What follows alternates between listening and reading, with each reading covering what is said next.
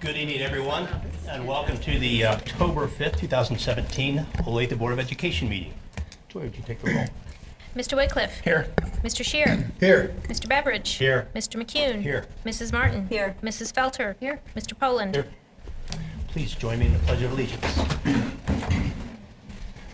I pledge allegiance to the flag of the United States of America and to the republic for which it stands, one nation, under God, indivisible, with liberty and justice for all. Well, again, good evening, everyone. I would like to go ahead and get into information and presentations.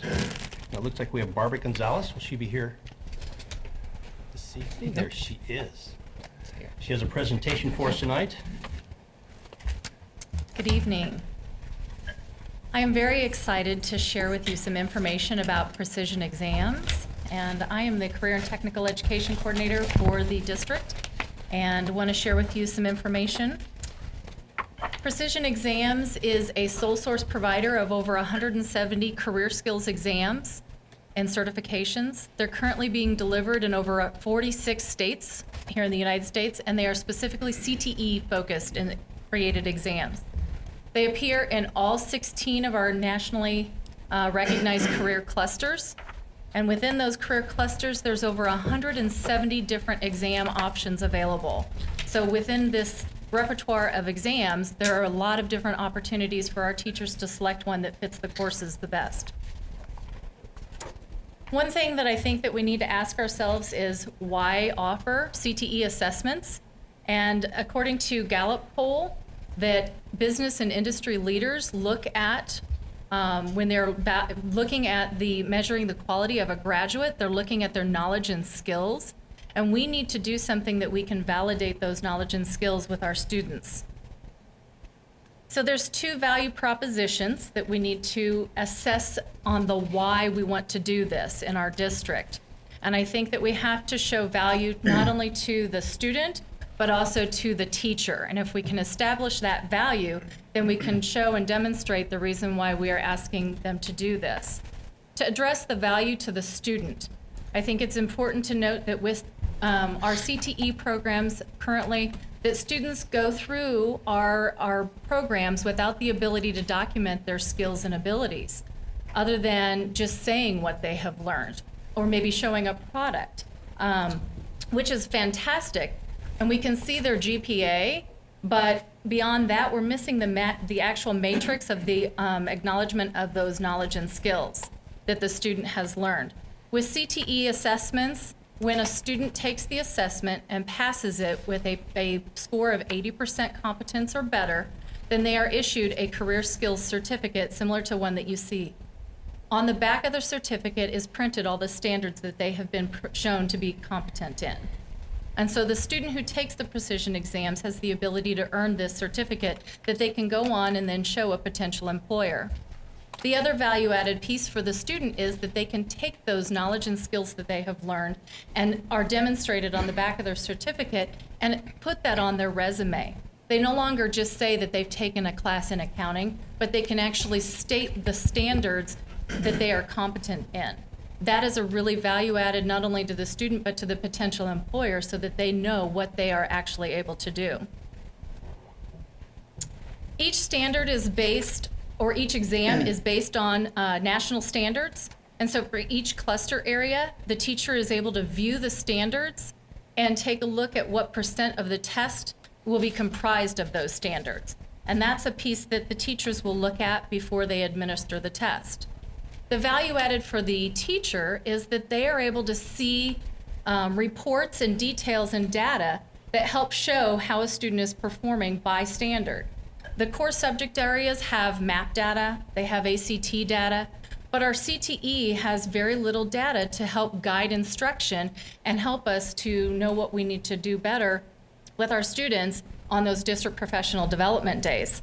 So these end of course assessments can actually be stacked together to provide data for end of pathway reporting, which we are required to do for federally mandated Perkins accountability. Last year, Kansas adopted new definitions for CTE, and one of our new definitions for a CTE completer is that a student not only has to take 3 credits in a pathway, in a single pathway, but they also have to pass either an IRC, an industry recognized credential, or a third-party assessment. Kansas has approved precision exams to be end-of-course assessments that can be stacked and count as end-of-pathway assessments. And so that's why we feel like as a district, this would be a great opportunity for us to be able to validate those skills and abilities that the students are gaining in their CTE courses. Whoops.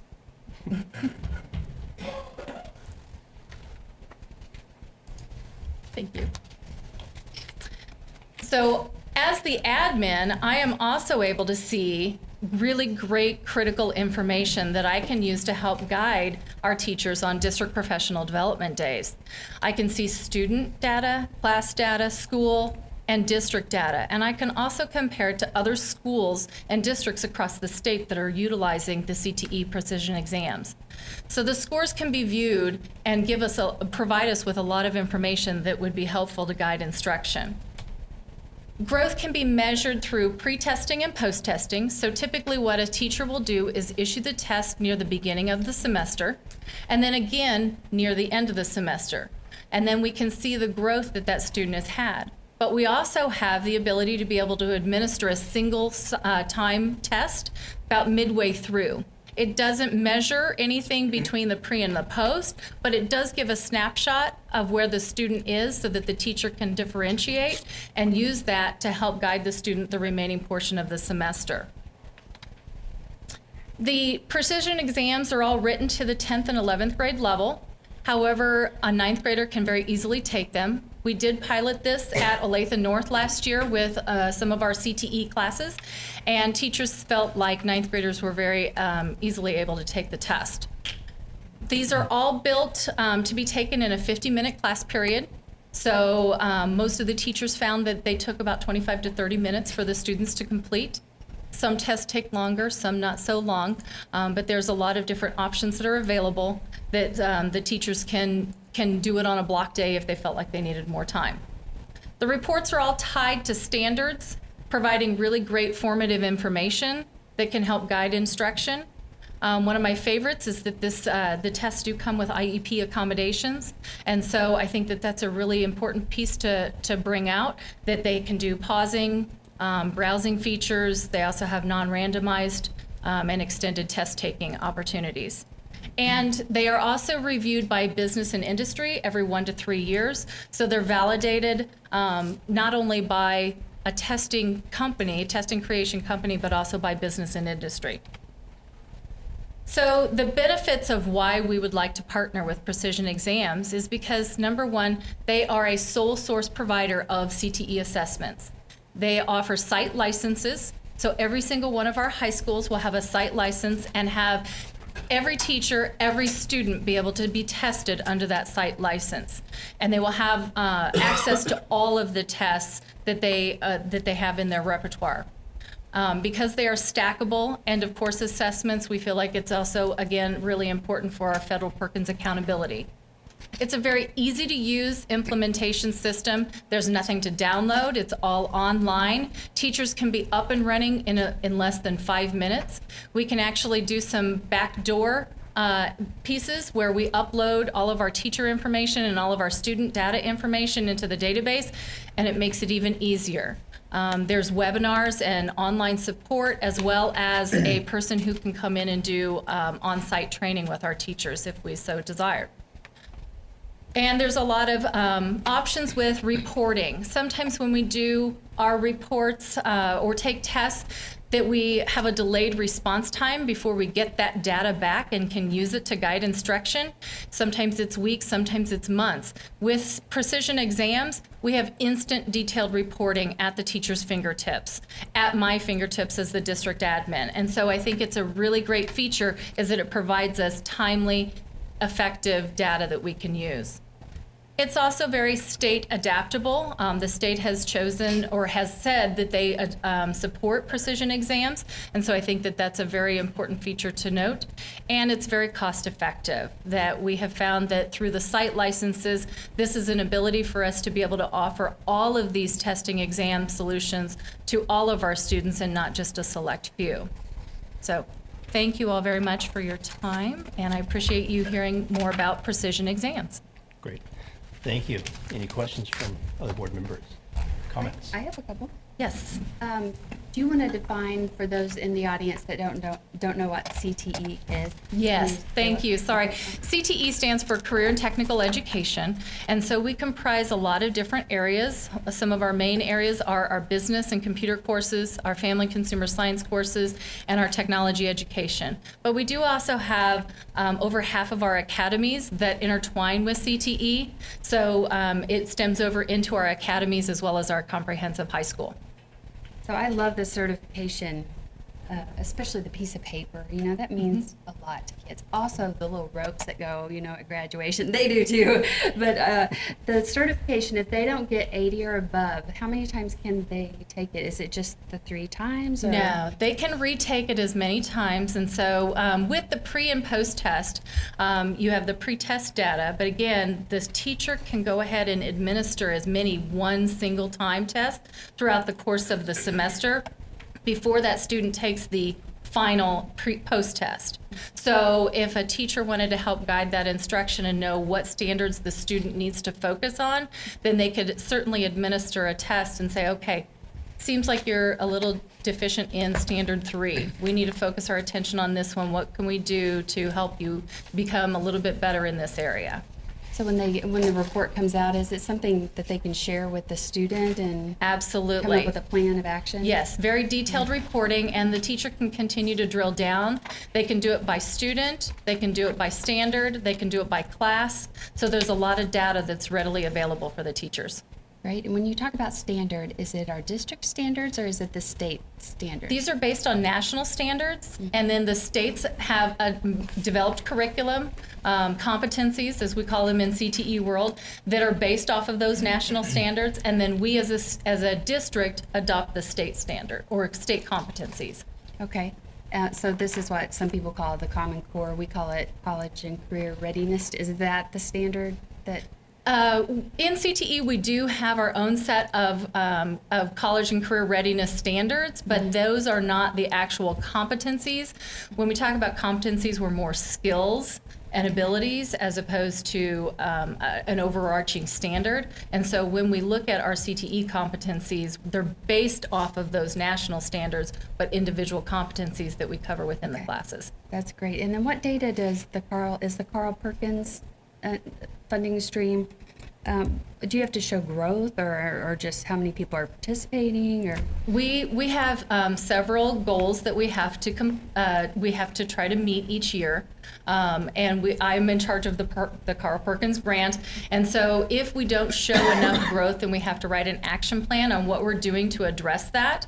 One of the things that we're trying to increase our percentages in is our CTE completers, especially because the state changed that verbiage last year, and because we need to be able to document with an industry recognized credential or a third-party assessment, we have lower percentages than we've had in some of our years past, but I think it's because we're sort of in that growth year because of the definition change.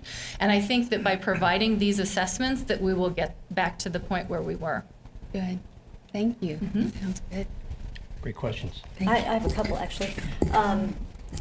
Are teachers using these in place of the tests they'd normally be giving, or do students have a choice to opt out taking them? No, at this time, teachers are still going to give their own locally derived tests. Okay. But I think the difference between this and a local test that a teacher has put together is that this gives us district data, and our local tests aren't validated as far as correlation and testing validity. So that can help give some knowledge and skill definition, but I think that the piece that we like here is that you are able to get that certificate that is 80% competence or better. Okay, okay. And this might be a question for Josh instead of you, but you talked about our student data being uploaded to their site, and of course data privacy is on everybody's mind right now. Can you talk a little bit about how we make sure that student data is protected through the Yes. process? So it's not actually uploaded onto their site. They use our bank of information, and they're able to upload student name and I believe their student ID number, and they have a protected system. And then we have teacher names that are put in so that when a teacher logs in and is able to give the students a testing code, the students don't have to register themselves. They're already pre-populated into the system. But the students' data is on their system, or are they coming into our It's system? on a protected database. Okay. Yes. I see. Sorry. Yeah, Oh, come on okay. in. We call these our nightly ingestions, and we have tons of these processes, and this is just one of the many partners we have. Okay. And so we do work with them to look at their privacy policy. The information that we would provide is limited to something like student first name, last name, perhaps an email address, and a student ID. We don't take the bulk of our information that we keep Okay. on students and send the whole thing. So this organization might get these 4 parameters. This organization might get 5 or 6. So it's very carefully controlled. Okay. Thank you. Thank you. Okay. Other questions? So, did I understand that you said that we just tested this last year? Or is this rolled out district-wide, or? No, what we is did the a timeline? pilot. We did a pilot at one school last year just to assess whether or not this would be something we would want to bring to our district. The precision exams was at a lot of conferences last year, and we actually won a free license because I put my name in a drawing. And so that was fantastic. And so we did a pilot here in our district. And so we had some teachers at Olathe North that tested it out just to kind of see if this would be something that we would want to use. So then, is the plan to roll it out across the entire district, or That would be the plan, yes. in a timeline for that? We're looking at doing some training with our teachers during the remaining part of first semester with a hopeful rollout during second semester. A lot of our CTE courses are semester long instead of year long, and so we're hoping that we can hit those second semester courses in January with a pre-testing followed by a post-test sometime in April or May. Okay. And then back to Ms. Martin's question about this additional testing versus replacement of testing. You know, one of the things, that, again, we continue to ask and we continue to try to assess our students in so many different ways, not only our students, but the teachers in the classroom and all of that. Do we have one place that we can go out and look and see, or me specifically, go out and see all the different testing that we're doing? Just so we have a better, broader idea of how much is going on. Again, adding this, I mean, it sounds like a great idea. It looks like it's going to give us some very valuable information and everything else. But at some point, when are we doing too much testing? That's a great point. So we have, and Rich Wilson is our assessment director who's here too, and that's one of the things that we've been talking about. If you remember last year, we talked about that we're participating in a study with Achieve, and part of what we're looking at is our assessment footprint, if you will. So when are we at that point that we're not exercising assessments in futility, but rather really great data that we can use to drive our instruction, drive writing our curriculum? So it's a conversation that we have ongoing. Part of what we do is we talk to the principals, they take it back, talk to their teachers. Barb is our coordinator, we'll talk to teachers on PD day. This is a really great tool for us with the industry credential that it will give students, the precision exam, but it's always something that we want to have in place. So one of the things that Dr. B does have in place was looking at Standard 6, and we have every content area, and teachers can look at those different areas, and we have listed their assessments that are good for them to use for that student data as well. So we have that in a large scale piece, the coordinators have pieces, and then with our Achieve work that Mr. Wilson is doing with us, we're looking at that overall picture as a district as well. One of the last things I wanted to mention about Barb, and this is so great with CTE, is our students that are completers, another great benefit for them is that when they complete a pathway, they will have standing advanced college credit at universities in which we've written articulation agreements. So that's another great benefit for our kids. And so it's waived when they go to college. It's a class that they don't have to take, or sometimes a couple of classes that they don't have to take, introductory classes, because they have met this standard and shown that they're completers. And so it's a great way to save our students a little bit of money as well. Just a couple things to point out. The precision exams are really becoming kind of the gold standard across the country, and they're becoming much more recognized by business and industry. So I think we'll begin to see more of that in those areas, wanting some type of documentation about skill achievements and competencies.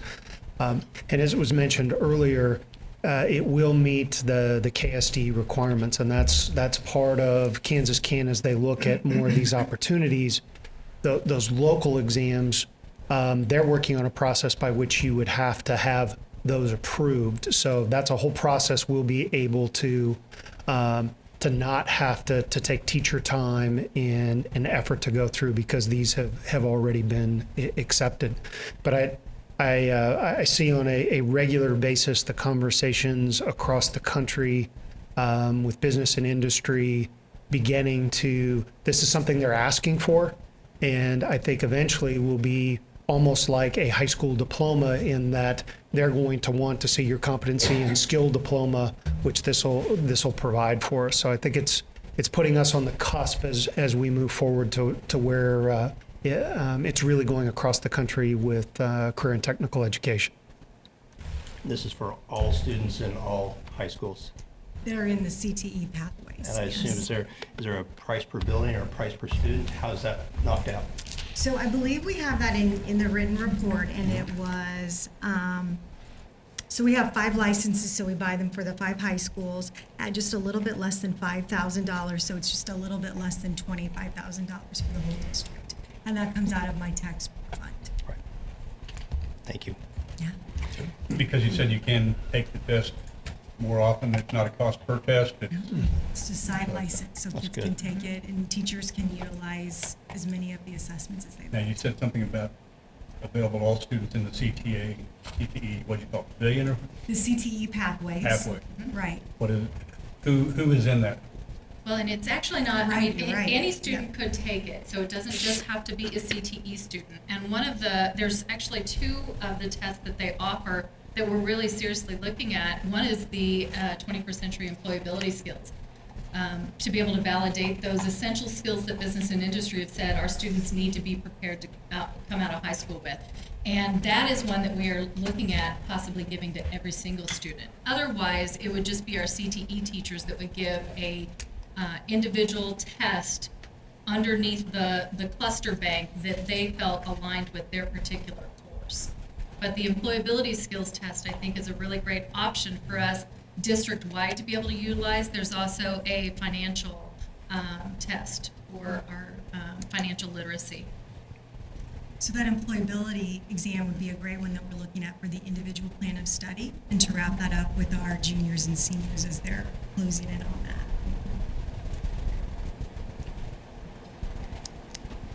Well, if you don't have any other questions, I would just like to say one thing, that Barb is beginning her 2nd year with us as the coordinator. She was in the classroom for 21 years at Olathe North in the district as a CTE teacher, and then is beginning her 2nd year as our coordinator and has hit the ground running. Obviously, you see she's doing very progressive things, so we're very thankful to have her at the helm. Very nice job. And she's lucky. Thank you. Good job. We have plenty of time. Would you like to do it again? Well, thank you very much. Well, I think we will go ahead and proceed with our agenda, moving beyond recognitions and awards and public comments. So let's move into the consent items on the action items.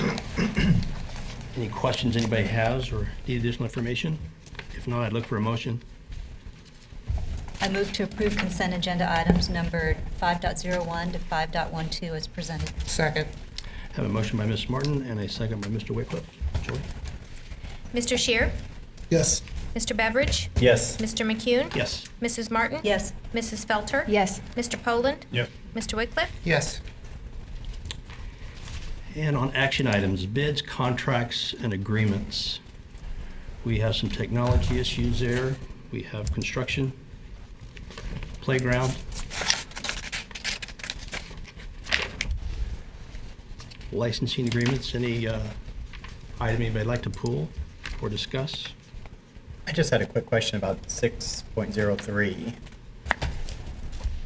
Construction management proposal. I was just wondering, do we know why the Nabholz and Turner did not submit?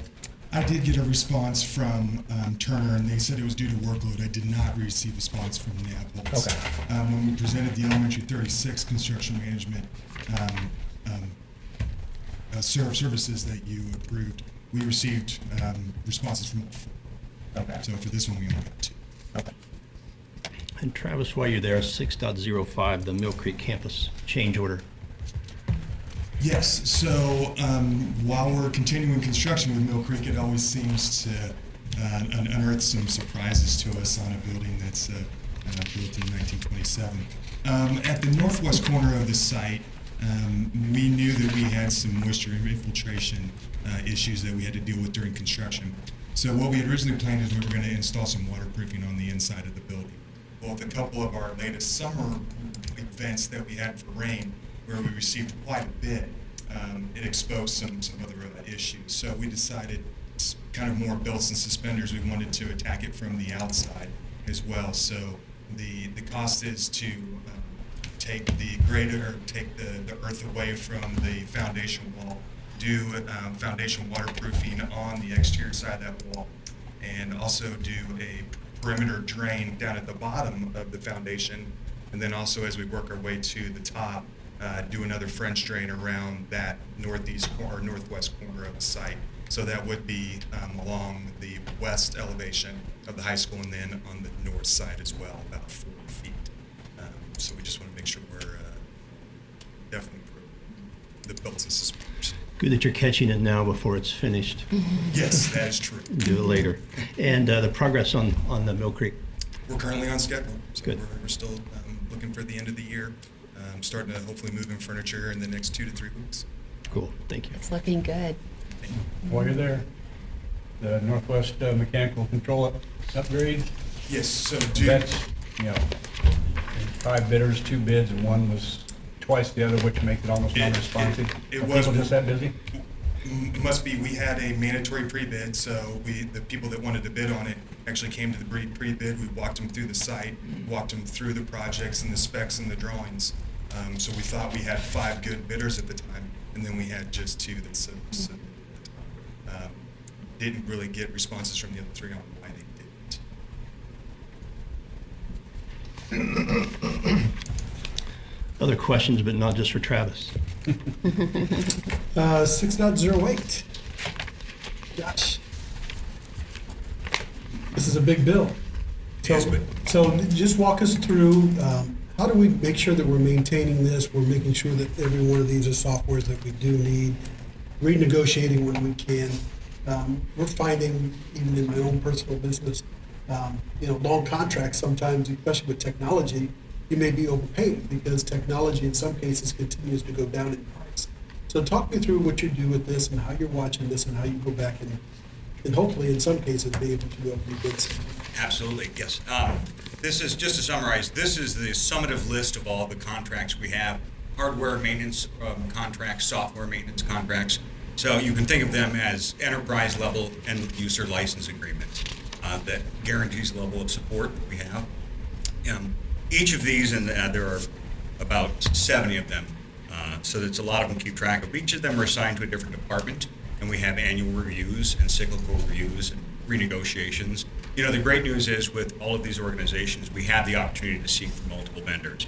We have the opportunity to seek competitive pricing. Oftentimes they're based on our enrollment, either our staff enrollment or student enrollment and things like that. And so we're pretty pleased to report that this year's numbers are actually really good compared to previous years, so we're happy with that. But it is an arduous process and one that we enjoy because we're kind of nerdy like that in making sure that all of the bells and whistles and little check boxes are ticked.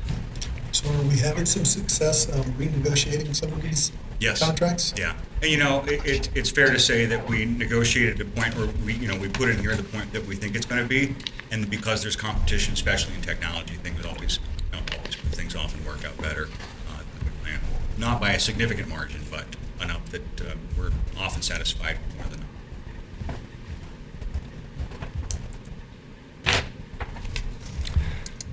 Other questions for Josh or on any other action item? If not, I'd look for a motion. I'd move to approve action items 6.01 through 6.10 as presented. Second? There's a motion by Mr. Wycliffe and a second by Ms. Felter.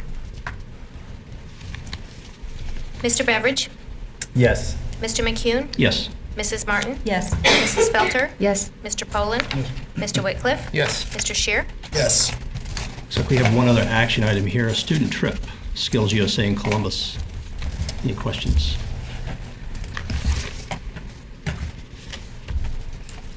Seeing none, I look for a motion. Move to approve student trip OATC Skills USA to Columbus, Nebraska, October 19th through 22nd, 2017 as presented. Second. Have a motion by Mr. Wycliffe and a second by Mr. Beveridge. Joy? Mrs. Martin? Yes. Mrs. Felter? Yes. Mr. Poland? Yes. Mr. Wycliffe? Yes. Mr. Shear? Yes. Mr. Beveridge? Yes. Mr. McCune? Yes. Moving right along, future action items. Several items you can see, student trips. I had, oh, go ahead. Yeah, go ahead. No, I was just going to say, I had one question on 8.10, and maybe Dr. Dane could just talk a little bit about sort of the difference in the curriculum in the two Spanish programs, our traditional and then this one. Absolutely, I would love to do that. So Spanish for Heritage Speakers is a differentiated course, and the focus of that are students that come from homes in which Spanish is taught, so Spanish is a native language for them. And we see that their skills and some of the areas where they're needing assistance are different. Sometimes we expect that, because they speak Spanish, they know all of it, and they maybe don't write in the home, they don't have some of those other additional literacy skills. So there's a little bit of difference, maybe vocabulary doesn't have to be stressed as much, but they move into the speaking, the listening, the writing, and the home. So it's really just a differentiated approach for students that have some areas in which they're very proficient, but yet need a little additional time or support in that native language versus, they may not be doing those things in the home. So the focus is just a little bit different. Okay, very good. Thank you. You bet. So when I saw 8.14, the bid for the grand piano, Yes. I just envisioned a replay of what we saw last year for the district that Yes. had the grand piano. And we did have a little bit of dialogue about the importance of the investment. So, Mr. Allison, do you want to talk a little bit about that? Certainly. It is a large ticket item, but it's also one of those that's a 25 to 30-year investment. In this particular case with Olathe South, the ability to move the current grand piano to the different locations only accentuates the wear and tear, as well as the cost to retune those types of things. So when you think of an investment like this, you think you're talking 2 decades that a piece of musical equipment like this that would be used, and it's used on a daily basis in multiple hours.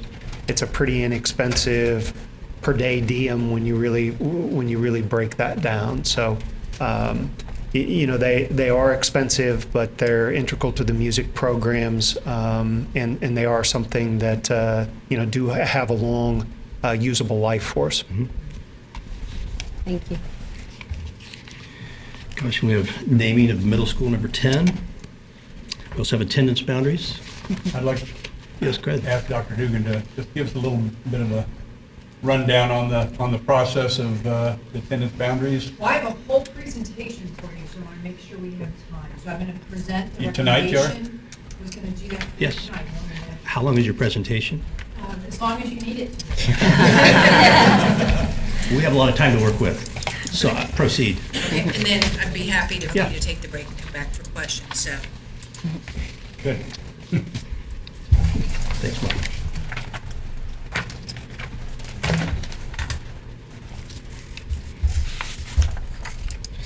And also there'd be a change in the January meeting date. We have, I think, January the 4th through the 11th, I believe. That works.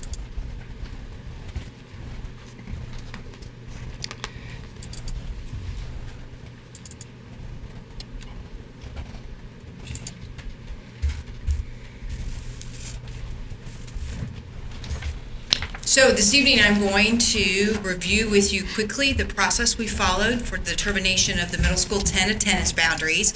And I'll end with our recommendation from district staff based on the input from our meetings on our recommendation for your consideration as a future action item for the attendance boundaries for middle school 10.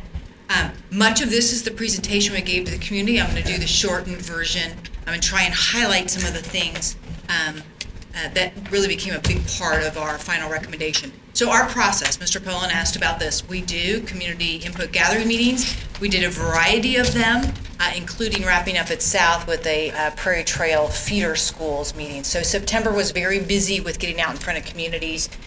We had about 204 community residents that attended our meetings and provided lots of great feedback. We're here tonight for the October meeting as a future action item, and then we'd look for action from the school board next month. If you haven't had a chance, and many of our patrons in the community, our district website has stayed current throughout the process. You can go to Middle School 10 Boundaries, click on it, brochure information, FAQs. We also, the document I don't anticipate anyone can read from their location, but we've posted every question asked by a patron and also responded to it. So that has stayed current throughout all of our community meetings. And then we also posted the entire presentation that we provided at each of the community meetings. So that's been available for all of our patrons and folks interested on the district's website. We reviewed at all of our meetings the guiding principles that you as a school board adopted back in 2005 and that you'll be using as you make a determination next month as an action meeting. Considering all the various needs of students, making sure our enrollment numbers really support a positive and effective learning environment.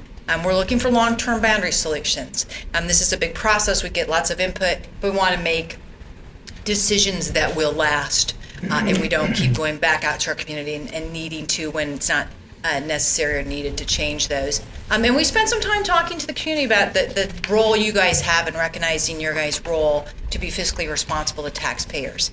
That we're going to build a building for all the right reasons, and we're going to offer relief to other buildings, and we need to fill that building with students, and that's a responsibility you all take very seriously. We spent some time reviewing the data that indicates why is middle school 10 needed, and I'll just highlight a couple pieces. You'll see back a year ago, about this time of year at September 20, we had both Mission Trail and Prairie Trail with incredibly large enrollment numbers. We shared that ideally we like our middle schools to sit between 650 and 750 students. The majority of our middle schools do, and we have these two schools that don't. A year later, those numbers have continued to grow. We pointed that out. Back in 2011, when we first started looking at that, the projections made by the district's planner in terms of estimated growth and then being able to plot actual growth, we knew then this was likely to happen, and sure enough, it's played out. We also are looking 5 years out from 2016 going forward. While it's highly enrolled now at Mission Trail and Prairie Trail, will that growth continue? We continue to see that if we don't build and fill middle school 10, then we will have a middle school over 1,000 students. That would be Mission Trail, and Prairie Trail will continue to be about 950 students. So spend some time in the community explaining the need to do this. We also quickly showed them that if we did some kind of quick buffer zones around all of our current middle schools at half a mile, and a mile and a half, then we placed all of our middle school students in those buffer zones. What we quickly noticed is an area in the red where we have students living outside of those natural neighborhood middle school boundary areas. And here's the good news, that's where we're building middle school 10. So a lot of the work that boards did a number of years ago in our bonds, our projections are right on, finding a good location, placing a school where the students that need the school live. That certainly makes this process for district staff a lot easier to go out and do boundaries. So a lot of hard work goes into that. We also answered the question very quickly with our community that said, last year when we did Olathe West boundaries, or almost 2 years ago with that process, we determined then that middle school 10 would feed Olathe Northwest, and we took that into account. So that question's already been answered, and again, very well received by our community. One of the important things we look at also, especially in this northwest west quadrant of Olathe, we're looking at what's that future growth potential. So in the lower left, we looked at Mission Trail in terms of unbuilt yet approved lots. Currently in the Mission Trail attendance boundaries, there's almost 3,800 between single family and multifamily unbuilt yet approved lots still to happen. So we need to anticipate that growth as we do these boundaries. And then you'll see Prairie Trail on the right. While they have less, they still have over 1,300 approved yet unbuilt lots. Future growth potential we know will continue to happen in this area. Just for a point of perspective, about 4,200 single-family homes fills a middle school. Okay? Think what Mission Trail has at almost 4,000. So again, the anticipation that these numbers were going to increase has really played out. So this is the first concept we presented. I'm going to present you guys with 3 and then land on a final recommendation. So this is the first. I just circled that area in lime green as concept A's boundaries for middle school 10. In this, it's K7 Highway and rail line at Iowa Street between Santa Fe and 115th Street. In this boundary, concept A, the entire elementary school for Fairview, Millbrook, and Ravenwood would attend middle school 10, and then middle school 10 would feed Olathe Northwest that we talked about. We immediately talked about enrollment numbers. I'm going to go through these very quickly, but then I'm happy to come back and answer a question later. We took our community out to the 2019-2020 numbers. The school's kind of established. We have gotten through some transfer issues. What you see immediately is this attendance boundary does drop Mission Trail, which is nice, gives them some enrollment relief. It really gives enrollment relief at Prairie Trail, and middle school 10 opens under 600. That's just awesome. Go all the way out to 22-23, looking at sustainability. Mission Trail crawls back up a little bit, sitting under 800, but you'll see both Prairie Trail and middle school 10 stay in that 600 range. So we're excited by that. What you'll see is that we take all 3 schools that Prairie Trail and middle school 10 start to have some equity in enrollment, where Mission Trail continues to stay high, but under 800. What we looked at next, though, but what was that growth potential we were looking for or looking at in those same areas? And we know that, in fact, Mission Trail in this boundary of option A would continue to have over 3,000 approved yet unbuilt lots, while a little less for Prairie Trail than middle school 10. So we're watching that throughout the process. And we got lots of feedback from folks throughout this, but considerations kind of summarizing for concept A. It does provide enrollment relief for both Mission Trail and Prairie Trail. It opens and sustains enrollment at middle school 10 at about 600 students. We're not splitting into the elementary schools or splitting the school to different high schools, so we feel very confident about that. We do know in this concept that Mission Trail will need additional relief in the future. We're gonna have to come back at this because we don't lower it quite enough in concept A. So then we looked at concept B and presented this to the community. It is the same in terms of the green attendance boundaries around middle school 10. That area still has all of Fairview, Millbrook, and Ravenwood attending. What we did differently in this one, you'll notice in the upper left-hand corner, the red arrow is pointing to that area north of K10, west of K7. It's the Canyon Creek area, future home of Elementary 36, not far from there. In concept B, we bring that area that has been going to Mission Trail. We relieve Mission Trail a little bit more by now having them go to Prairie Trail. So that's the only change from concept A, is now we've added that area north of K10, west of K7, and we've had them now feeding Prairie Trail instead of heading south down to Mission Trail. So the only difference there, what you'll see happens pretty quickly. So go out to 2019-20, you'll see Mission Trail makes that larger drop in enrollment. 650, Prairie Trail at 680, middle school 10 opening right under 600. Take that out a couple more years, and again, 687 for Mission Trail. Prairie Trail grows a little bit at 726. Remember, it's a larger school than the others by a couple of classrooms, so it can really accommodate that number nicely in middle school 10 at 6. What you see nicely in this line graph is all 3 schools, we start to get that equity of enrollment. We don't start to get, we get really nice equity of enrollment across all 3 schools under concept B. And you also start to see a change in this, in the growth, future growth potential. So if you go to the total column, Mission Trail still looking at 2,200, Prairie Trail 2,000, middle school 10. You start to see that equity, and we believe they'll be able to accommodate that growth with that future unbuilt lots. So quick summary, concept B.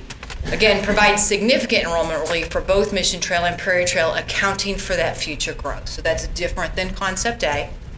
Open sustains around 600 for middle school 10. All 3 of the impacted middle schools in this conversation stay in that 600, 700 range, that ideal range we want for our middle schools that provides that quality learning environment. Again, not splitting elementary schools or high schools. And we begin to align what will be a discussion probably a year from now about elementary 36. We begin that alignment process, that if you attend elementary 36, north of K10, west of K7, your feeder pattern then becomes Prairie Trail and on to Olathe Northwest. So we start that process now and offer the schools relief. The last concept we presented is all the same as B, with the exception of we've added in a little area from Woodland. Currently, Woodland Elementary splits 90% to Santa Fe Trail, 10% to Prairie Trail. Our initial concept was we could have that 10% go to Middle School 10 if we needed to bolster that enrollment enough or reduce at Prairie Trail. Doesn't make a significant difference in numbers because on an average year, that's about 6 students. About 6 students to Prairie Trail that we at least discussed with the community, maybe they could go to Middle School 10. Again, you don't see a big difference in that. So concept C remains the same. If you go down the last bullet, it doesn't fix this existing split. We would continue to have an elementary school that splits between 2 schools. So there isn't a real fix there. And it only changes the boundaries for about 6 students. Our input from that community and our general sense where there's not really a compelling need to change, it doesn't have an impact enough in any spot to change for change's sake. Our recommendation for Middle School 10 boundaries that we present to you tonight, and be happy to take questions, is concept B. So quick reminder, it provides that enrollment relief that's significantly needed at both Mission Trail and Prairie Trail. It opens Middle School 10 at a nice equitable number to the other middle schools in the area. Again, we're not splitting elementary schools. We have a known high school feeder to Northwest. And it begins this process that we'll be talking more about next fall of elementary 36 and its boundaries, knowing it would then feed Prairie Trail and on to Olathe Northwest, which we've accommodated for both in our projections last year for high school boundaries and then also in this one. Let me add to this kind of final slide here, and hopefully I'm still under the timeline. Important to note as we make this recommendation, we make it with maximum transfer and transportation flexibility. Last year, as part of opening west, we made that area north of K10, west of K7, an area of choice. We've made a promise to our community that we're not going to take things away or make boundary changes too frequently. So our recommendation for concept B also comes with this maximum transfer and transportation flexibility. That if students are started in a Mission Trail to Olathe West feeder, because that was an open area of choice for them in that particular area north of K10, we would allow them to continue if they wish through that feeder pattern. At any point, they may return to the feeder that gets established onto Prairie Trail in Northwest. But they've made some choices already because it was an area of choice. We would honor that with both transportation and approved transfers until those kids have gone through the feeder. We anticipate many, once elementary 36 opens, just realign naturally to the elementary 36 to Prairie Trail to Northwest, but we'll let them make those choices. What we find in probably 3 to 5 years, that feeder pattern will have established itself. Where they live, we're sending buses in anyway, given the distance to any of the schools, so we're not taking on additional costs necessarily. Again, one of the largest pieces of community input in that area was finding and accessing transportation. So with that, I can take questions or take a break. You know, I imagine there are questions that we all have. I think it's 12 till.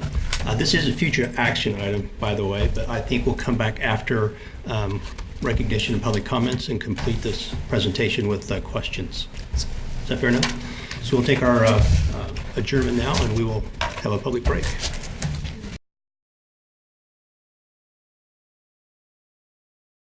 Is an Olathe physician and founder of Olathe Cancer Care and member of the Olathe High School class of 1975. He is known by many as a humanitarian. The Olathe Health Medical Oncologist established his practice in 1988 and has served as chief of medicine for the Olathe Medical Center in his career. He's been named to the Super Doctors annual list of top physicians 11 times from 2007 to 2017. Congratulations.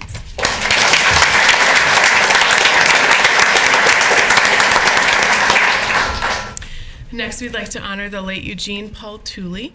He is represented tonight by his wife, Nadine. He was an Olathe businessman and community supporter and member of the John P. St. John Memorial High School class of 1956. He rose through the ranks at Tobler's Flowers in his 53 years with the company. He was dedicated to Boy Scouts. In high school, he earned the Eagle Scout, and as an adult was awarded the 45-year Veteran Scouter Award. Congratulations to his family.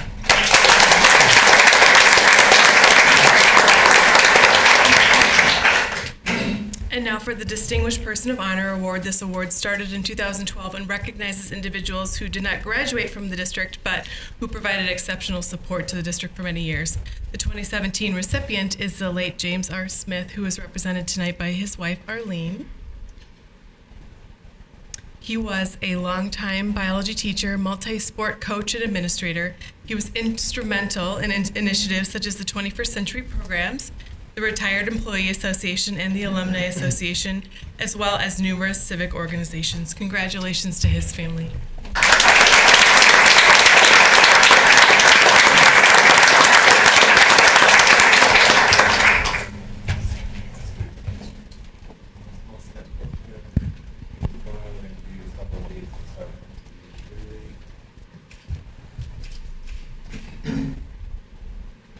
Let's give one more round of applause for all of our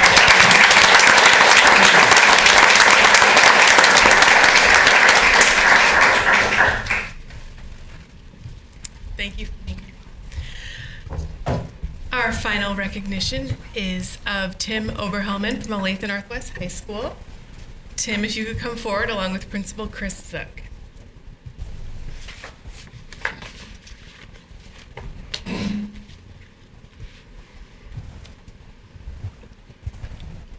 Tim was named the 2017 Kansas 6A Boys Tennis Coach of the Year, awarded by the Kansas Tennis Coaches Association. This is actually his 4th time being selected for this award. Congratulations.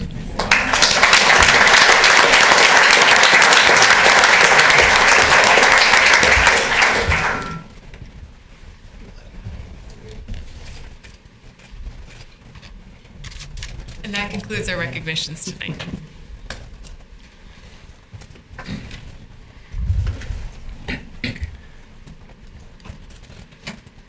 Thank you, Maggie.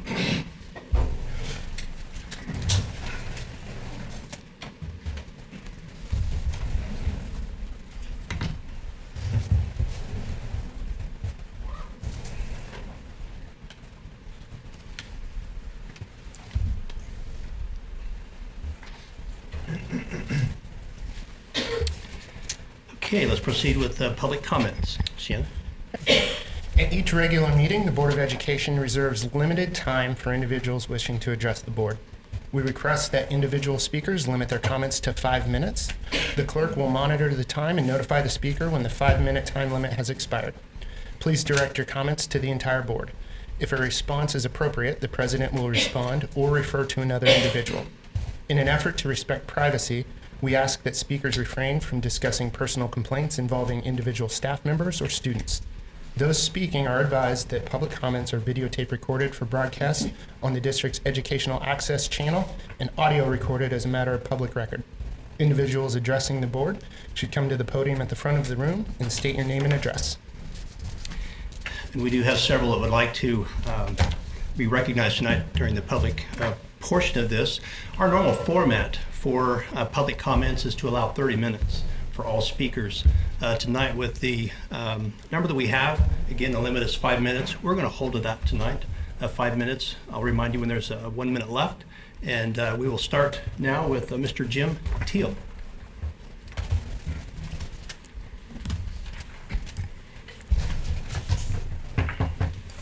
Thank you, Jim. You bet.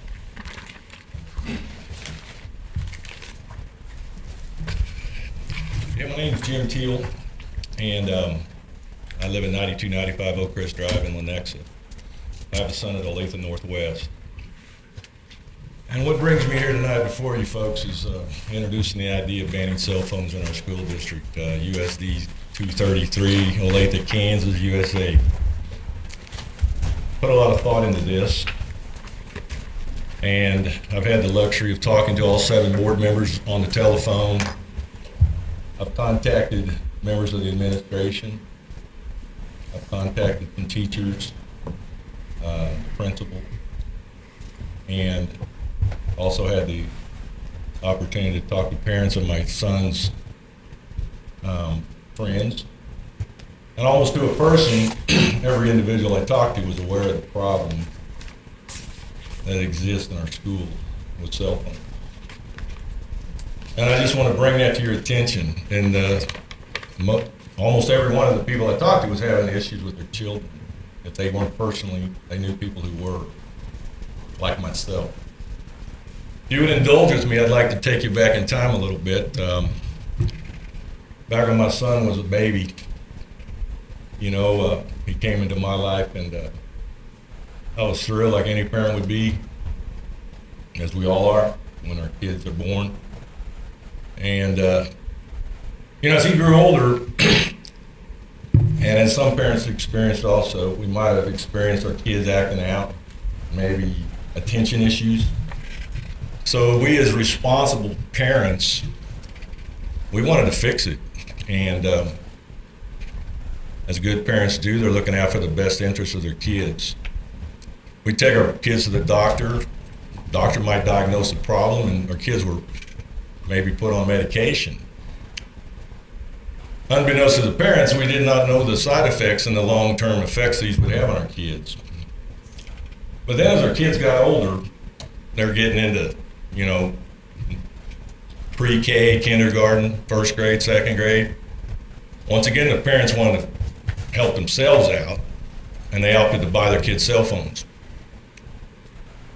Once again, they weren't aware of the effects these phones would have on the kids. And unfortunately, or fortunately, the kids adapted to these devices rather quickly. So, once again, my plea to you is to consider the effects that these phones have on our children. I would guess everyone in the audience is owned by a cell phone. And that's not a Freudian slip.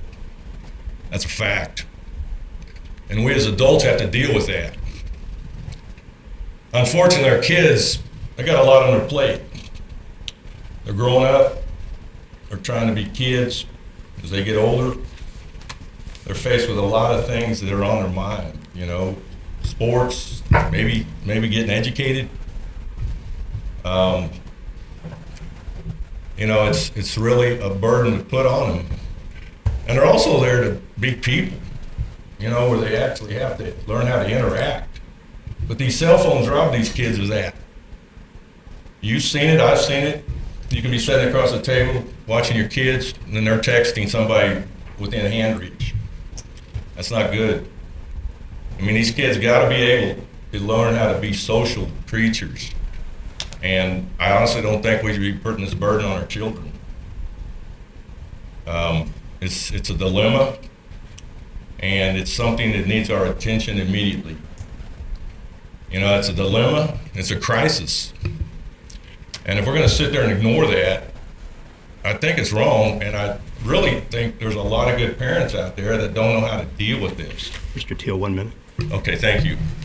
But in closing, I'm going to take you back to a moment in my life. And I was sitting in the living room with my son. He was playing with a new toy he got. He was 3 years old. He's rolling around with that toy, and he gets it stuck between the sofa and the ottoman. And my son said, you know, he's a little boy, and he looks at me with those big brown eyes, and he just looks at me and said, "A little help?" And I get off of my butt and got his toy unstuck and helped him out, and he went on about playing. So what I'm looking at you guys tonight, you people, you parents, administrators, the school board, I need a little help. And it's in your hands to do that. And there's a lot of reasons to have phones, but I know I've heard the story that parents need them to contact their kids. Teachers might want them to make life easier. And most of all, parents want to be able to get a hold of their kids at any moment of the day. But that's not for our kids. That's for our parents. Thank you, Mr. Teal. You're welcome. And thank you. Have Margie Stark, is she in the audience?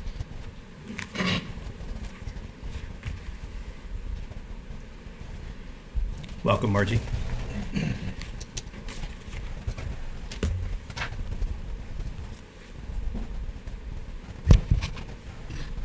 I'm coming here tonight because I'm very concerned about what's going on at Olathe Northwest, Olathe North, and other schools. My children graduated from Olathe East and Olathe South. My daughter graduated in 2003. We're Jewish. In 2002, she broke up with a boy who played on the football team. He was very upset. He and his friends bullied her and tormented her.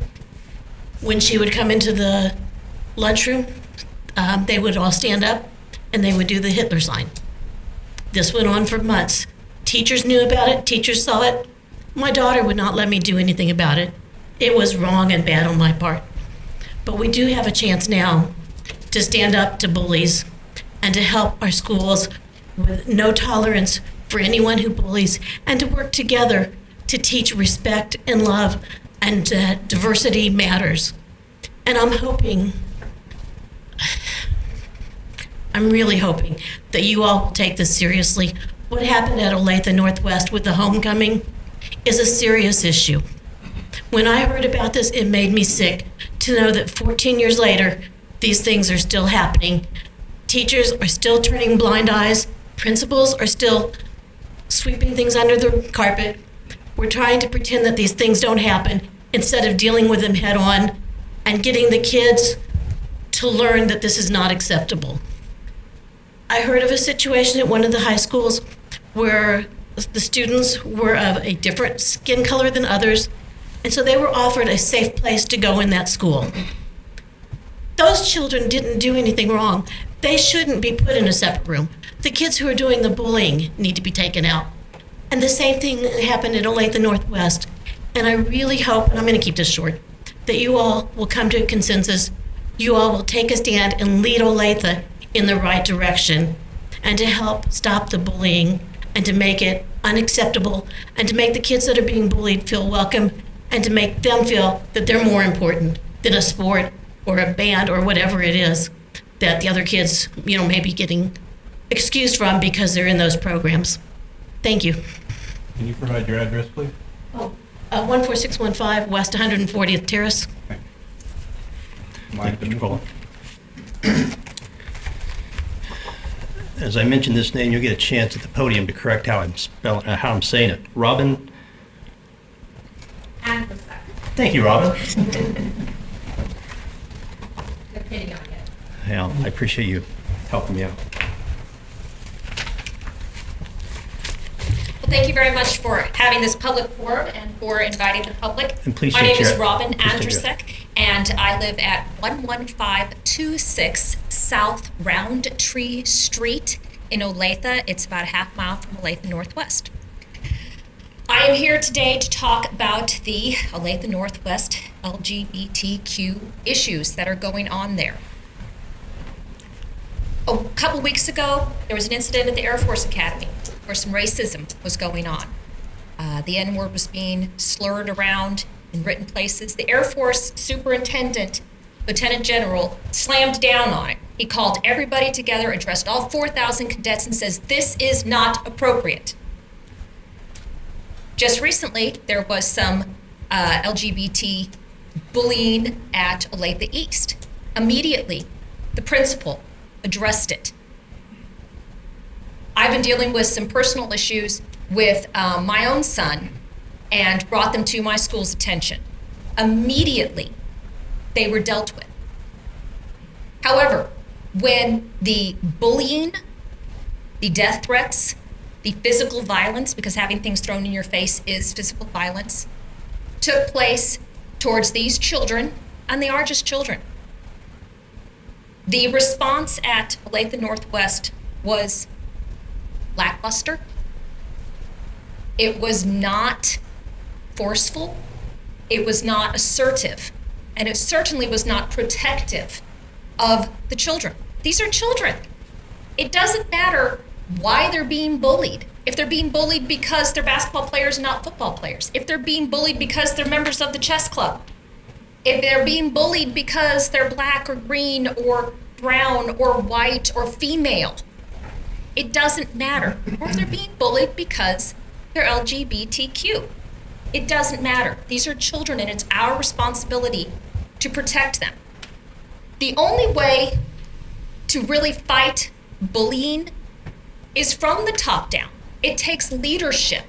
It takes leadership to stop the root causes and not let the bullies see that they have the freedom to act with impunity. This leadership has been lacking from Olathe Northwest. You, the school board, can help provide that leadership.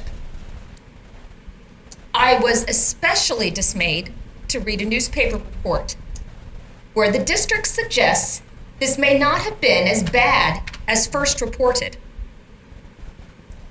I don't know where the newspaper reporter got this from. That is absolutely unacceptable. I also saw a quote that there was no credible evidence that this went on.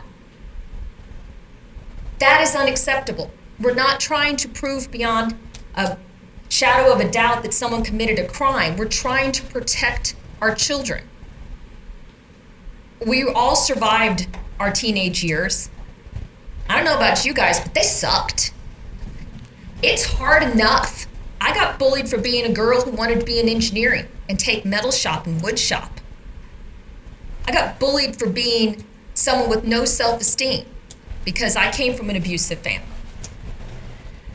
I cannot even imagine how brave these students were to march with pride for who they are. I respect these students. I admire these students. And we, the adults, the ones who have survived our childhood, need to be protecting these children, all the children. And I want to see, as an Olathe resident and taxpayer, the school board and Olathe Northwest management, administration, take a much more forceful, top-down, assertive position that bullying in any form against anyone is absolutely unacceptable. Nothing is more important than our children. Thank you very much.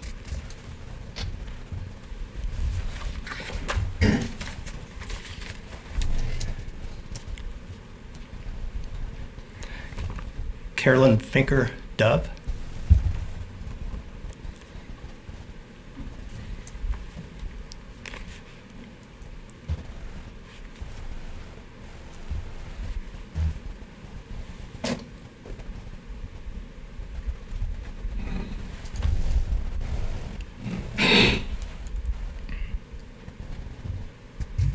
Good evening. It's actually Finkendove, but it's been pronounced a million different ways, so no biggie. Thank you. And I've prepared some things, and I will just read because I may start to ramble, and you'll hear about my grandchildren, and you don't need to do that. If you'd like to see pictures after the meeting, however, I'm available. My name is Carolyn Finkendove, 610 North Persimmon Drive. I've lived in Olathe for over 30 years. I'm a retired Olathe school nurse. I worked with the Head Start program here in the district for 20 years. My daughters attended Olathe schools K through 12. Sarah, my oldest, graduated in 1998, Emily in 2001. 2 years later, as a sophomore in college, Sarah told me she was gay. That revelation changed my life in ways I could never have imagined. I tried to learn as much as I could. I read, I got information from various organizations, and joined several local groups trying to find ways I could support my daughter. I met a lot of people I would never otherwise have known. Early in my journey, I took part in a seminar at UMKC for LGBTQ people and their allies. In one of the sections I had selected, I was in a room of about 50 people, seated in a large circle. We went around the circle, introducing ourselves and telling a bit about ourselves. I heard stories of bullying, name-calling, and in many cases, physical attacks. Very painful stories. I became aware of two things. First, I realized I was perhaps the only straight person in the room. And secondly, I realized I was surrounded by some of the strongest, bravest people I had ever met. In spite of obvious negative experiences, these young people were determined to proudly be who they were, to be their authentic selves out and proud. Being gay, lesbian, bisexual, or transgender is not a choice, but to be out and proud is a very brave one. I saw another example of brave, out, and proud young people recently when members of a GSA at Olathe Northwest donned their rainbow gear and took part in the homecoming parade along with other school groups and clubs. Unfortunately, their joyful participation was marred by a group of students who called them names and threw objects at them. This was followed by some especially brutal cyberbullying, including statements that gays were ugly leftovers that no one wants, and suggestions that they should kill themselves. Imagine your own child hearing that. I do. This kind of treatment is more common than you might imagine, and it simply cannot be tolerated. I've made copies of the GLSEN School Climate Report for Kansas. Among the results, 84%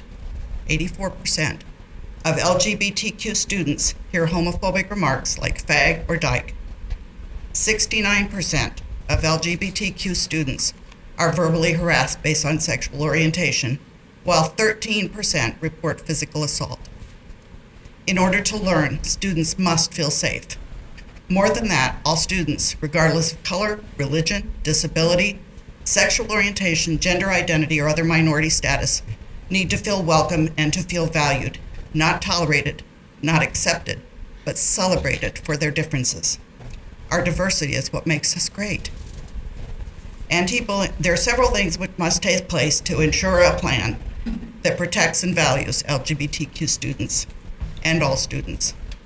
Anti-bullying and harassment policies must be put in place which name groups specifically protected. In addition to race, religion, disability, etc., sexual orientation and gender identity must be enumerated. No special rights, just equal rights. You need to name it. Any incident must be immediately called out with specificity, and the bullied party should be addressed as well, to be sure they are all right and to follow up later to ensure that. 1 minute. Students should feel confident that they can report an incident and have it acted on appropriately. Training should take place for all staff. 2 LGBTQ organizations, GLSEN and KCAVP, offer free training for school personnel. Increased awareness and vigilance by staff. Many incidents occur in less supervised areas like locker rooms and restrooms. Support for the GSA. One factor unique to LGBTQ students is that they are the only minority group which does not share their minority status with their parents. Gay kids have straight parents. If they are lucky, they have parents who understand, support, and advocate for them. Some do not. In either case, they need a place to find support and friendship. Over 30 years ago, I moved here from Missouri for my daughters to attend Olathe schools. This is a great school district in so many ways. Let's make it the benchmark for inclusive schools. We can and we must. Thank you. And I have some copies to pass out to you.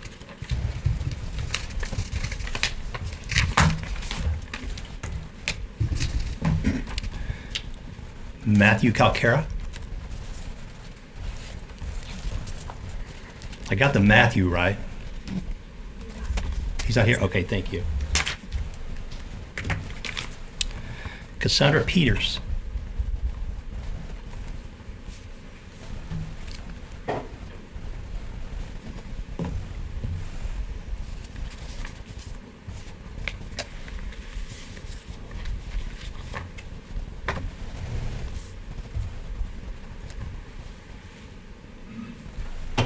Cassandra Peters, 1105 North Walker Lane. I am a mother of 3 kids who attend the Olathe schools. One of my children, the oldest, is in the GSA. He is transgender, and about 2015, he experienced another incident where, because he is part of the LGBT community, he was told to go kill himself, and then he tried to. So when you see the media and you see Aaron Dugan stating that it's not that serious, that the worst thing that was said was make O&W straight again, that's not what I see. What I see is someone telling my kid yet again, you should kill yourself, to where I have to live through that fear that I might walk through his bedroom door and I won't have a child anymore.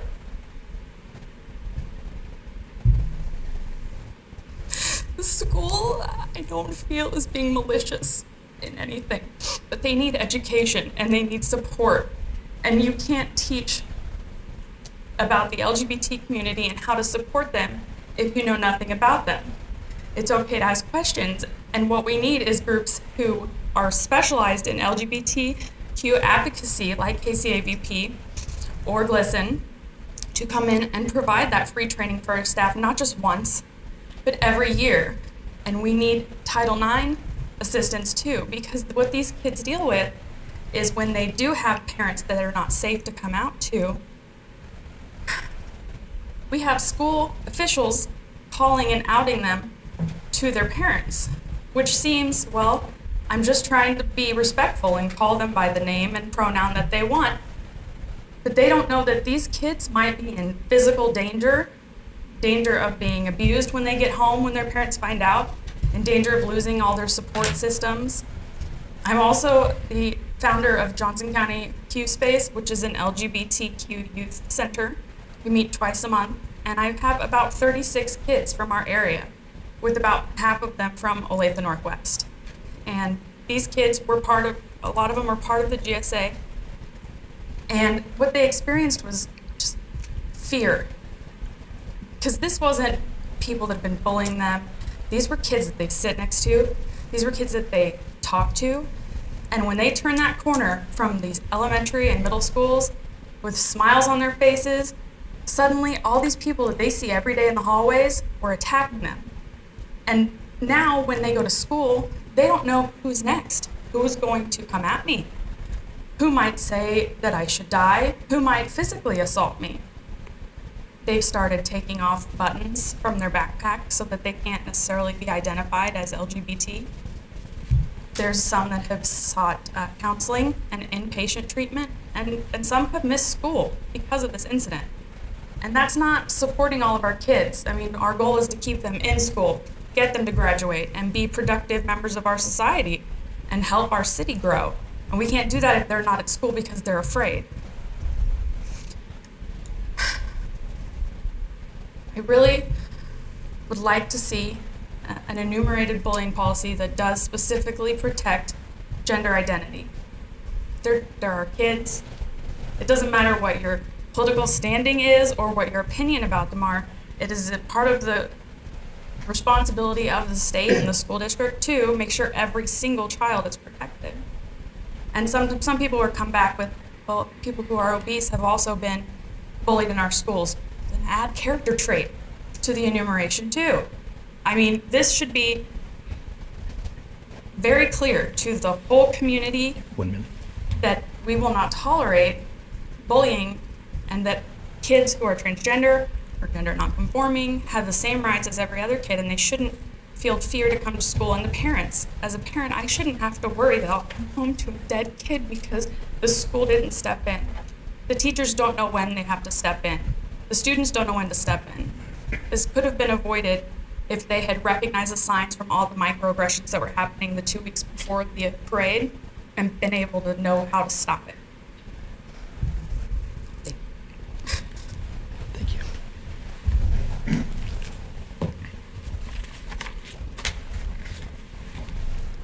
Chris Hallmark. Mark.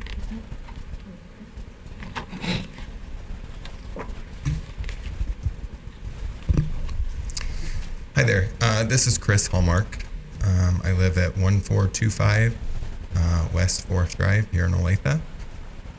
And the reason I'm here, I have two kids. I have a 12-year-old boy that goes to Santa Fe and a daughter that's 9 that goes to Woodland Elementary. And I'm concerned of what I've seen online on social media about what's going on with the bullying with the LGBTQ community and the students. I'm concerned because I look back at when I was in school and I myself being a deaf kid going to a mainstream school. I was bullied. I was the only deaf kid there. And many adults never believed that the kids were picking on me. They wouldn't see all the things that went on that were right in front of them. Back then I had cochlear implants. Kids would flick them off of my head.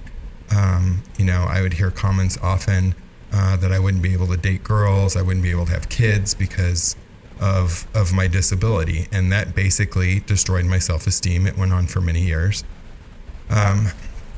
And I had other people that came to the school and witnessed some of this. And when I was in junior high, they witnessed some of the things that were being said. And this was the first time I was actually believed that I was being bullied. And I tried to explain to them how I felt and how horrible I felt and how these hearing students didn't understand what I was going through. There's deaf children in other public schools like I was, but I was the only one there. And finally, they explained it to staff, and they just really dismissed it. Like, I'm not seeing anything going on, and when it was. When I got to high school, I felt like I was a better advocate for myself. But at that time, I started to witness more things that were going on, getting more evidence, being able to show different things. And finally, the school changed because the board took control of it.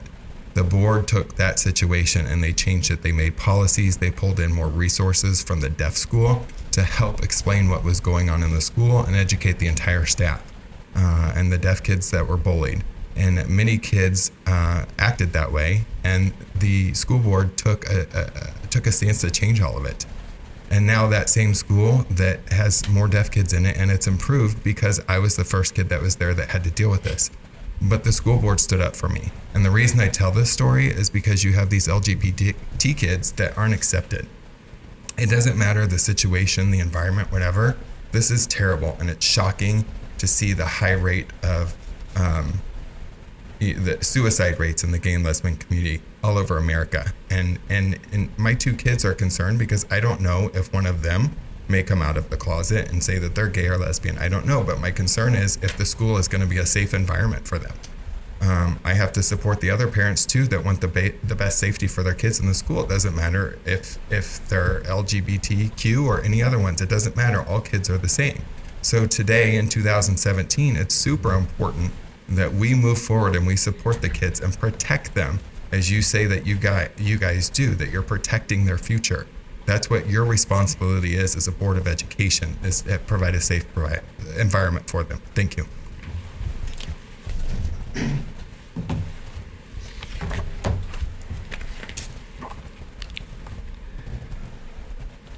Melissa Christensen.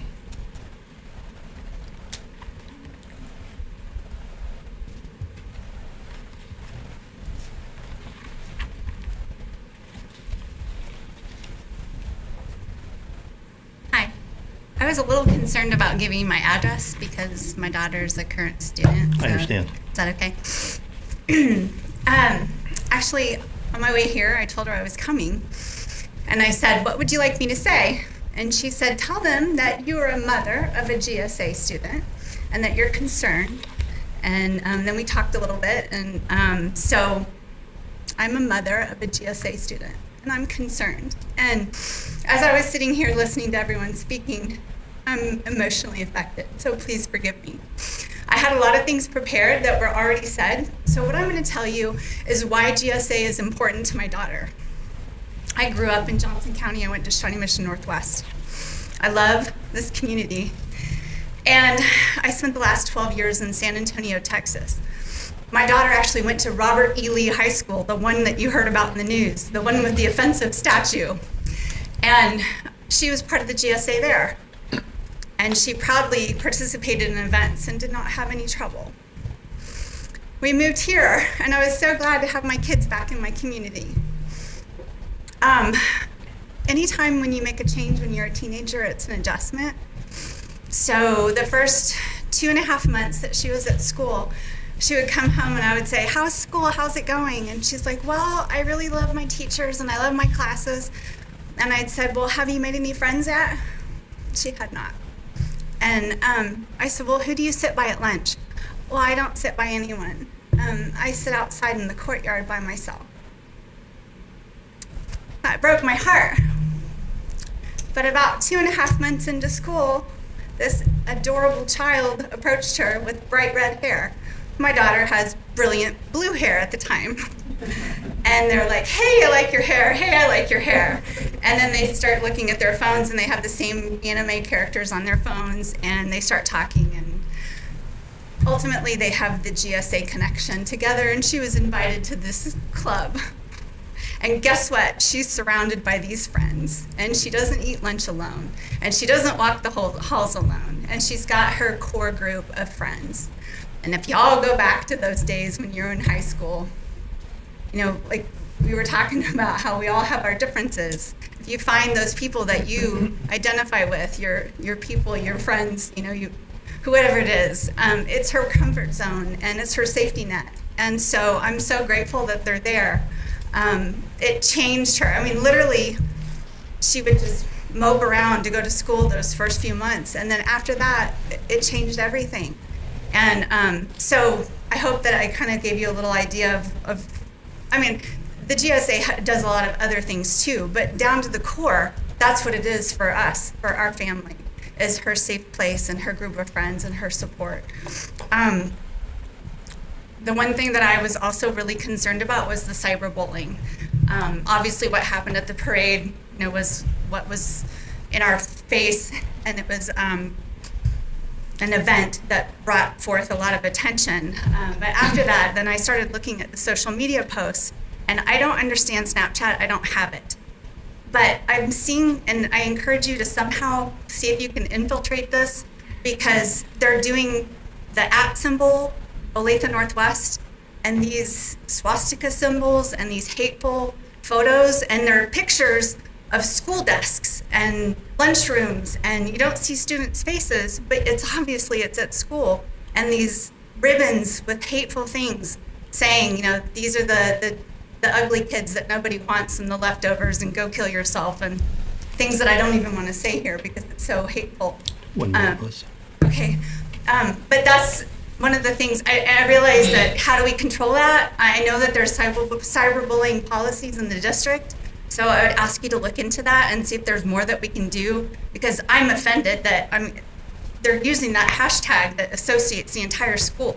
And I know they don't speak for the entire school. So I'm hoping that we can get some positive juju going and show the community that this isn't who we are. We're not hateful. We're loving people, inclusive. Maybe we don't understand, but we can coexist. So that's my hope. And that's my daughter's hope. And she's a very classy young lady, and so is the other folks in her group. So thank you. Thank you.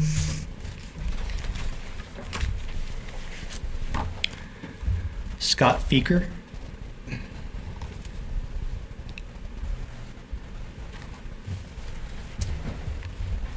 Hello. Oh, Scott. I'm Scott Feeker, live at 2359 West Pyatt Lane in Olathe, and I've been here for about 8 years. I'm gonna out myself. In case you've never met a transgender person, I am transgender. I was born and assigned female at birth, and that was wrong. I'm also intersex, which means that I had the genitalia, or I have the chromosomes of both male and female. And the doctor decided that it was easier to make me female than to leave me the way I was born. I don't know if my parents were told that before he did the surgery. But I do know that my parents were very afraid that people were going to kill me all my life, and that I was not to ever talk about the fact that I'm a boy. In fact, my father became so enraged about it in my teenage years that he threatened to kill me himself. And then he committed suicide and wanted me to be with him and die with him. My profession is a licensed professional counselor. And I can tell you that what happened and what's continuing to happen is going to result in death.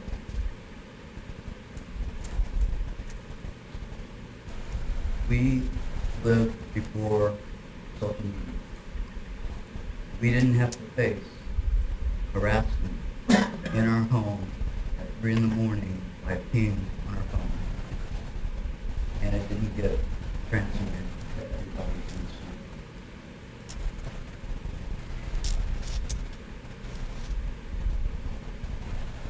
we've got a serious problem. And we need to do something about it. I'm speaking tonight because I didn't have the safety to come out, even though I told my parents at 3 that I was male, and I continued to say that. I didn't have the safety to survive at that time the way I wanted to. I had to wait until my parents were both dead and my brother died. So when I was 49, I transitioned. 58 today. So, definitely, Clemson is a great organization. Casey Anti-Violence Project is a great organization. I'm willing to donate my time and my expertise to help train and educate the staff of the school. We have to make a difference before something dies. Thank you. Thank you.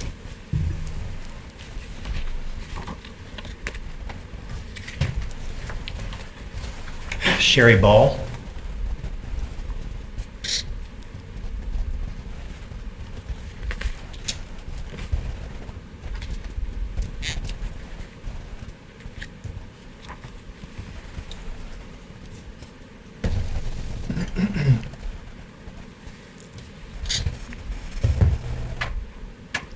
Good evening. Thank you for having me.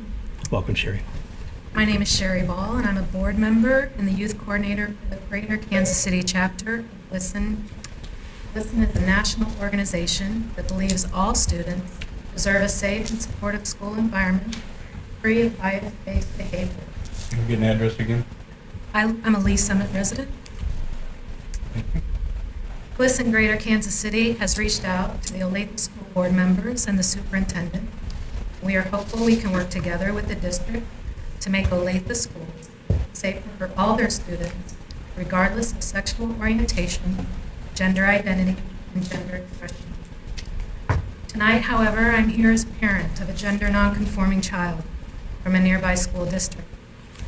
I know what it's like for the parents of the students affected by the horrible incidents at the Olathe Northwest homecoming parade, and afterwards in the hallways, buses, and online. I know what it's like to witness my child's tears, anxiety, anger, and fear after fellow students, teachers, and administrators do not accept and support them. I know what it's like to worry about my child's emotional health and pray they do not lose hope. After a very public incident at my son's school, I watched my son, who was once a happy, proud, involved student, turn into someone who couldn't wait to graduate and never step foot in his school ever again. Tonight I'm asking you to do what is right and whatever it takes to support your LGBTQ students so they feel valued, celebrated, so they can reach their full learning potential. And when they graduate, they can look back on their school years with happiness and pride instead of anger, betrayal, or disdain. Your school district's mission is to provide a safe, positive environment when all students acquire knowledge and skills to be productive citizens. All means all. Thank you. Thank you.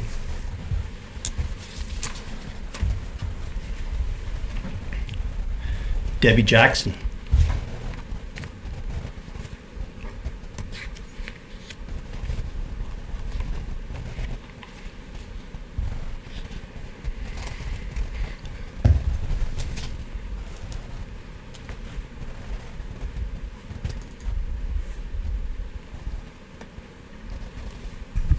Your name and your address, please. My name is Debbie Jackson, and I actually live in Kansas City, Missouri. And I don't give my address for reasons you'll know in a moment. Because I live in Kansas City, Missouri, we are not part of your school district, so I appreciate you indulging me speaking. Many of The people who have spoken here already tonight, though, are my friends, and we are connected as part of the LGBT community. And they asked me to come so that I could give my rather unique perspective. I am the proud mother of a transgender child. Because of her, I've become fiercely protective of all LGBT youth. I'm a globally recognized advocate for trans youth, and my daughter is globally recognized as well because she recently became the first trans person featured on the cover of National Geographic magazine. I'm sure you can imagine that with that kind of exposure, we know a little something about cyberbullying and harassment. And I would like to tell you how unchecked bullying and harassment affects people. I've experienced it for several years now, but over the last several months, it has become even more prolific and terrifying. And it's not just because of the exposure, it's because of the amount of bullying that we see from all levels of leadership in our country. I've been called every possible name in the book simply for accepting my daughter. I've had to read very graphic threats against both myself and her. Mind you, she's only 10 years old. I've read jokes about how the Nazis had the right idea in dealing with the LGBT community. I've been told to kill myself, and in one thread, the participants actually encouraged one another to continue by saying, let's cyberbully her until she commits suicide. And this causes, after months and months and months, unrelentlessly occurring, intense stress. It causes fear. It affected our ability to leave our home and feel safe. It affected my ability to focus on work and normal conversations. And I'm an adult, and I know how to deal with things like this. I'm an adult who is confident in who I am and who knows that my value isn't measured by others, but only by myself. I've learned resilience and strength through many, many challenges in my life. I'm not the one who has my existence considered a threat to others, and I know that I will never run into these online haters face to face. But imagine being the kids in this student body who are hearing the same things from classmates and peers, people they might have thought were friends at one point. How much experience do they have in dealing with this kind of hate? How confident are they in themselves, many of whom are just trying to discover who that is? How easily broken are they when they hear that they are the center of gossip? And how resilient would they be when hearing that someone says their existence is a problem that should be fixed by them dying? How well could they cope? How well can they learn if they walk into school every day and see the people who have been saying those things to them? As their leaders, as the adults in a position of authority, I hope you take your responsibility to each and every one of them seriously. Now is the time to lead. And actually, it was 2 weeks ago when all of this started because the bullying has continued. But now is the time to be an example and to model for them how we want society to treat each other. As adults, we've learned from history. We know that unchecked biases create dangerous worlds for minority groups. And I have a hard time, or at least until hearing some of the other people here, I had a hard time believing we would be here tonight if the group of targeted students were Black or Jewish. You would have taken those verbal attacks and online harassment seriously. So I ask you to take the attacks on the LGBT students just as seriously now. Martin Luther King Jr. said, darkness cannot drive out darkness, only light can do that. Hate cannot drive out hate, only love can do that. So let's not pretend that there isn't a problem in our community and in our schools. Let's not let this continue to fester in darkness. Please invite these groups in for training, be very public about what you're doing, and hold the bullies accountable while you lift up and support these kids. Thank you. Thank you.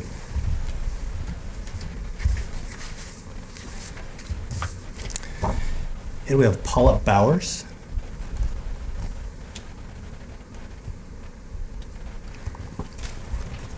This is the last request I have. Is there anybody else in the audience? Thank you.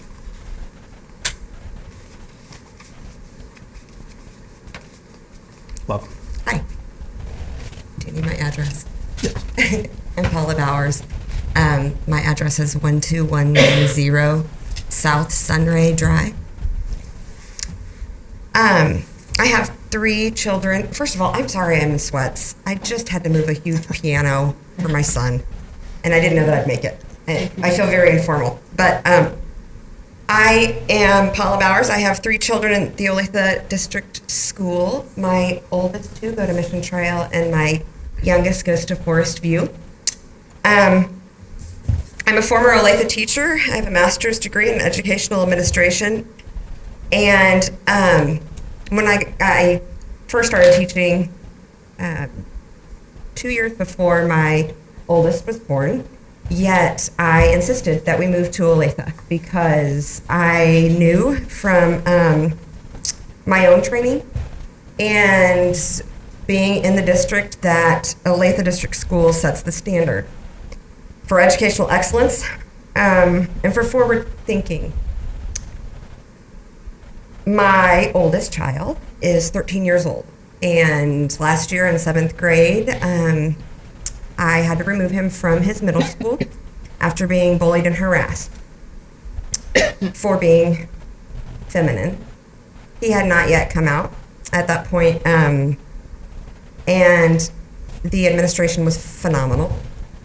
But you can deal with some of these issues, and you can appropriately handle children, but other children came to the surface, and it just kept arising. So I pulled him because he started having suicidal tendencies. I homeschooled him the remaining school year, and I am a much better teacher than I am a homeschooling parent. I can just say that. 26 6th graders, fine. One of my own kids, no. So this year, it was amazing. The administration is just so phenomenal. The counselors were amazing. He came out publicly and reintegrated into the school this school year. He's having a fantastic year, and I commend that staff there. The teachers are awesome too. He is, as far as I know, the only openly gay boy in his middle school, and that doesn't seem to be a problem anymore.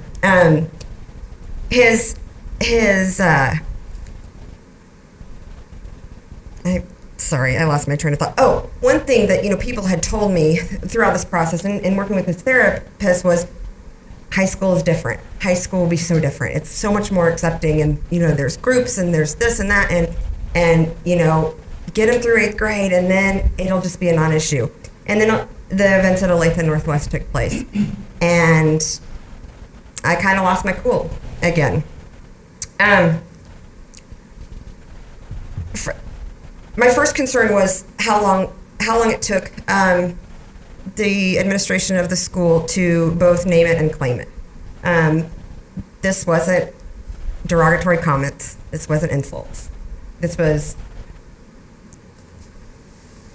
discrimination, harassment. This was bullying. This was hate speech. And this was assault. The other thing that concerned me was the district's lack of communication as a whole, but the little that was communicated to the media. One of the things that stuck out to me was we weren't there, we didn't see it. If we had seen it, we would have done something about it. So my question, of course, is why weren't you there? When you have a group of kids who in this climate, in this country right now, are marching in a parade, why weren't you right there with them? Number 2, 1 minute. when you did know about it and the bullying continued, why wasn't it addressed effectively then? It is taking way too long. We say now we've named it, we've claimed it, we're going to educate our staff, we're going to educate students, but you got to strike when the iron's hot. We can't wait for this. This needs to happen now, because otherwise the kiddos, the teachers, the staff become apathetic to it. But the LGBT kids have to live with it every single day. This needs to be formally addressed. It needs to be named, it needs to be claimed. This community, and arguably now the country, is now waiting and watching for the district to formally take a stand on this. And we just need to ask, will you, once Again, maintain your reputation as the forward-thinking standard of educational excellence, because as of yet, we're still waiting and watching to see. Thanks. Thank you. And again, I'll open it up. Any additional comments, public speakers? Well, I just want to say thank you for being here this evening. I appreciate the comments that all of you have made. It takes great courage to stand here and tell us what you're wanting to say to the board and to leadership staff. We take this very seriously. I would say that as a board, our number one job is to educate your children in a safe environment, in a learning environment that they feel comfortable and, again, safe. So, again, thank you for being here this evening and sharing those with us. We will proceed with our agenda items. And Dr. Dugan, I believe that you were just finishing your presentation, and we were getting ready to open it up for questions. I'll put back on the screen the recommended option, concept B. Okay. And then I'd be happy to take any questions or go back to previous information.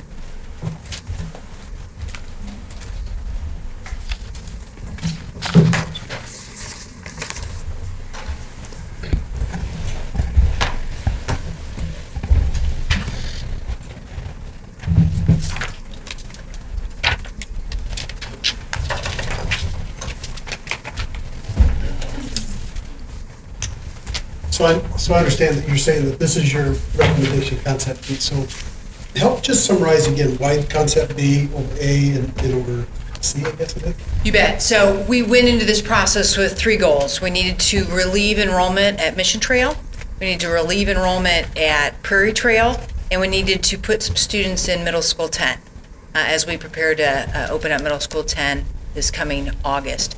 And so concept B does that for us more so than A. A does relieve enrollment at both Mission Trail and Prairie Trail, but not enough at Mission Trail to keep us from having to go back and redo this boundary again.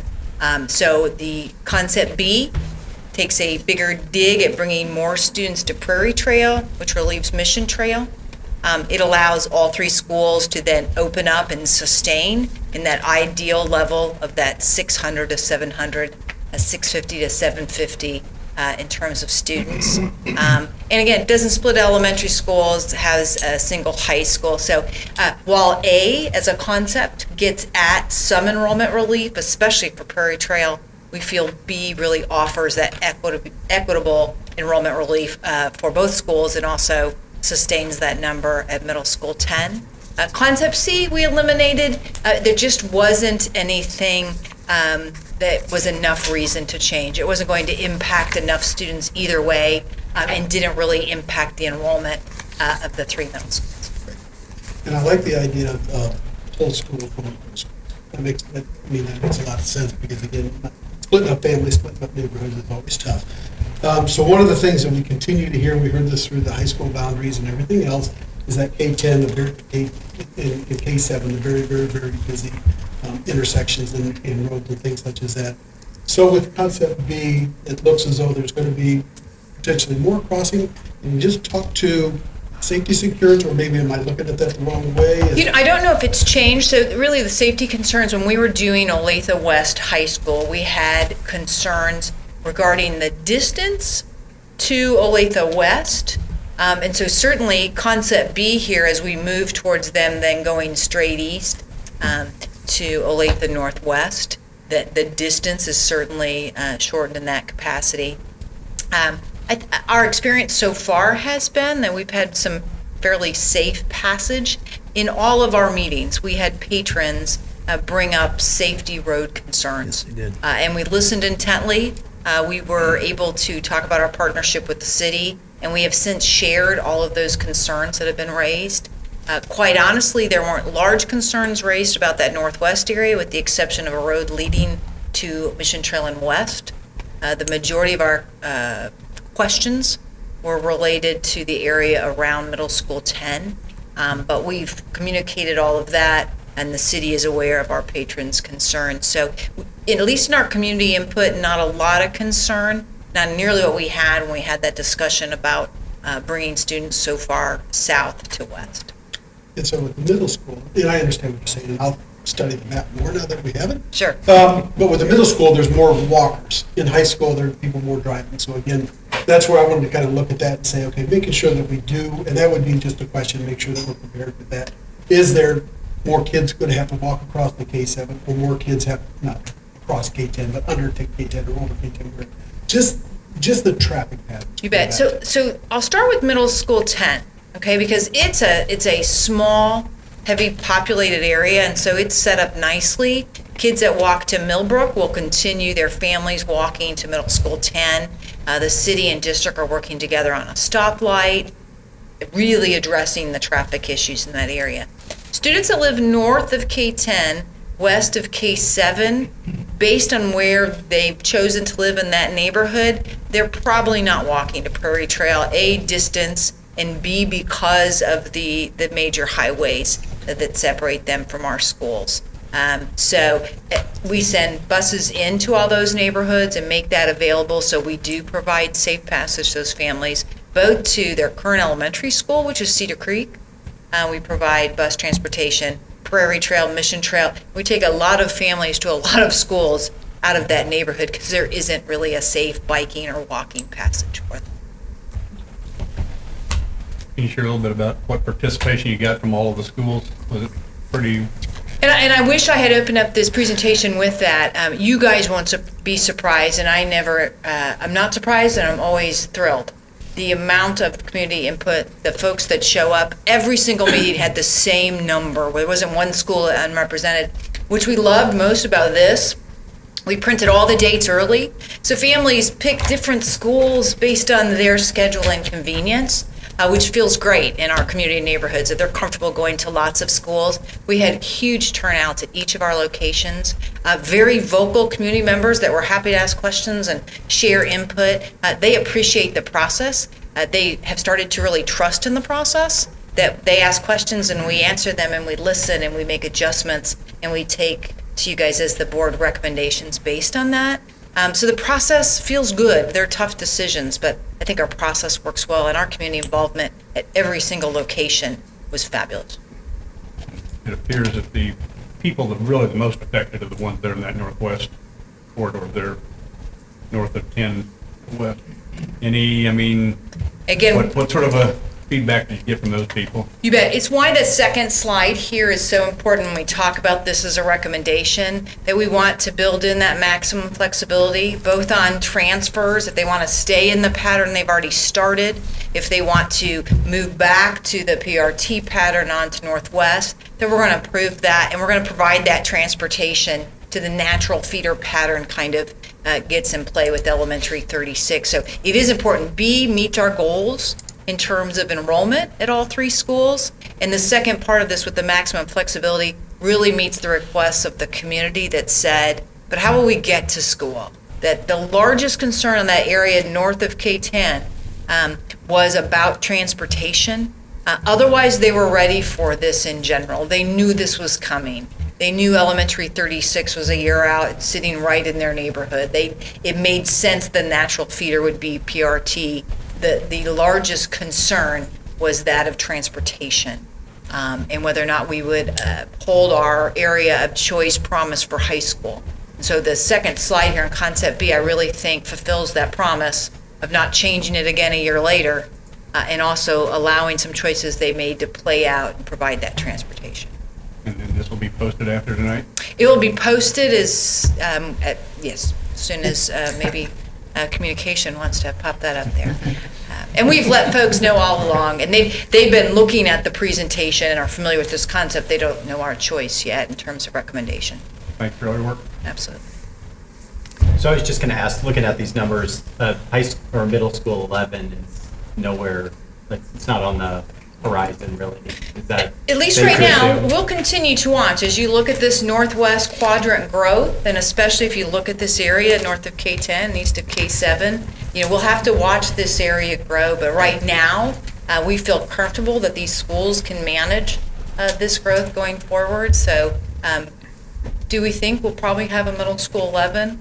We may. I just don't know where it's going to be yet as we kind of watch this growth play out in some parts of the district and slow down in the others. So, but for now, as we kind of go out 5 years, we feel like middle school 10 really gets at the issues with our two highest middle schools. Additional questions from the board?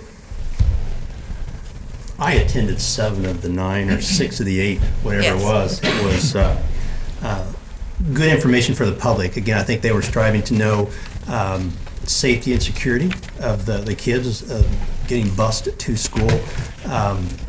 I think that intersection at Lone Elm and 119th, that was one, but I think it's been addressed with a light at the Somerset. Am I correct? Somerset is the street? 119th and Somerset? Sunnybrook. Thank you. But again, well attended by many of the patrons in the area. There wasn't a whole lot of additional questions. The questions were the same from each session, and it was addressed all very well. So thank you for a good presentation, Chris. Wherever you are, the numbers stacked up and were meaningful as far as how these boundaries should be divided. I think you mentioned several times in the presentation that natural highways and waterways and railroad tracks, I mean, just keeping these students where they're not crossing multiple busy roads and intersections. So great location. I think one of the best maps that you created was all the scatter charts, and then you put a circle where middle school number 10 need to be. That really hit home as well too. So it's going to affect a lot of families. A lot of families are going to be close, which I think is really cool. It's not a large area, and I think families are going to really appreciate that.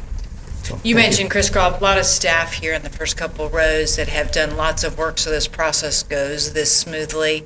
Lots of work from this board and previous boards on determining location and buying land and helping us with bonds that pay for these things. So it really is a nice, large community effort. Thank you. Again, that's future action items, so we'll discuss that next month and make a decision. Written information, anybody have any comments on that? This is a time where any board members have the opportunity to share anything with the board that they would like. I think last month I mentioned the KASB conference in December. I know several of us have made plans to attend that, but that's all I had this evening. I would just add, since we're talking about KASB, my thanks for staff, Joy especially, and our staff at Olathe West. We had a great visit from school board members and association members from other states in our region. Gave us a great tour. I was really proud to show off some of the wonderful things that are going on in our schools and the incredible staff that we have. We really shined, and I just want to thank everyone for that. I would like to just bring up, and while we've already made the approval, but 6.10, under action bids, contracts and agreements, the negotiated agreement. I wanted to just recognize and thank everybody on the professional council. Again, this is something that sometimes we just do when we move forward, but it takes a lot of effort. It takes a lot of effort on both sides of what we're doing. And I just want to thank everybody involved with that. And again, thank for the board, superintendent, everybody on the professional council, NEA, everybody else get involved in this. And really looking forward to and happy the fact that we've got this all behind us now. We're able to move forward. So I just wanted to recognize. Well said, Rick. Thanks. Superintendent comments. Yes, I've got a few, and I first would like to echo Mr. McCune's comments. Thank our speakers tonight for their passion and advocacy, and using the opportunity that you provide at your business meeting for community comment. The actions and behaviors of some of our students at the homecoming parade with the GSA club was absolutely unacceptable, and I think everyone is in agreement about that. As we heard our speakers this evening, I think we would find ourselves and how we want to move forward as a school district to very much be in sync. That we want to make sure that our schools are safe, positive places to learn and grow for all of our students. And we will continue to move forward. But I think at times where you have divisive issues within the community, also the times that we have to be thoughtful and careful. We have to be explicit in our ongoing efforts, because this isn't just an incident or an event as we heard tonight, but is something that's really about the fabric of our community and how do we deal with that. And it's going to take our community involvement to help us move forward. But be coming back to you all at a future meeting to talk about how we move forward. But I think also to be able to highlight what we have done prior to this year in our schools and how we're working with a number of the groups. Those conversations are in process that were mentioned this evening for us to be able to look at how we're going to proceed. And I think that's tonight was a good conversation. We had the opportunity to hear concerns and to hear the firsthand those issues that are in front of us that we will, as a school district and as a microcosm of our community, need to deal with as we move forward. So I do appreciate our speakers this evening. Long week, or big week, I should say, for our fine arts, marching band festival and orchestra festival, and the choral masterworks coming up on Sunday. So great week for the fine arts. I would like to specifically thank the YMCA, great partner of ours, but last Friday during our PD day, they provided at no cost childcare for our teachers, so that it became less of a stress in trying to find childcare for those that needed it. And this month is National Principal Month. So a special thank you to our principals whose dedication and time, I don't think anybody could comprehend what it takes to be a leader in a modern public school. And a special thank you to their families, which give up so much and share them with the families and children in their schools for all those evening and after school events and weekend events and those types of things. So thank you to our principals. And then last but certainly not least, our Supreme Court surprised everybody a little bit with the timing and issued their finding on the last piece of the Gannon case. And just to run through a couple things to make sure that our community understands, there were two components that the Supreme Court was looking for in a new school finance formula to judge it whether it was constitutional or not. And that's adequacy and equity. And when we talk about adequacy, the definition that the court and the Constitution looks at is the legislature providing funding for K-12 that is reasonably calculated to have all Kansas public education students meet or exceed the standards set in Rose. And it's the state's burden to prove that. And what the court says is you didn't do it. And when we think about adequacy, they came back and for the most part agreed that the structure was okay with the formula for the most part, but that the state's rationale on how they came up with the base funding for schools lacked a great deal. That they talked about successful schools and they pointed to 41 schools that were overperforming what should have been expected and kind of established what they were spending, so that became the benchmark. And the court said that was inadequate. What about the other 240 plus school districts? The issue of more and more reliance on the local option budget to fund basic foundational components of education. It was never designed to do that, and that brings into equity issues. They did acknowledge that all-day K was a step in the right direction, but also acknowledged that 91% of the school districts in the state had been providing that previously. So as a real gain for many school districts, that was minimal. And established that more money needed to be put into the system to meet adequacy, but didn't draw a circle around a specific dollar amount. Kind of put end posts on that discussion, and gave the legislature some guidance to take a look at. The second piece was equity, and that's really what a summer before last they had worked to address. And in essence, the court said you undid what you did before.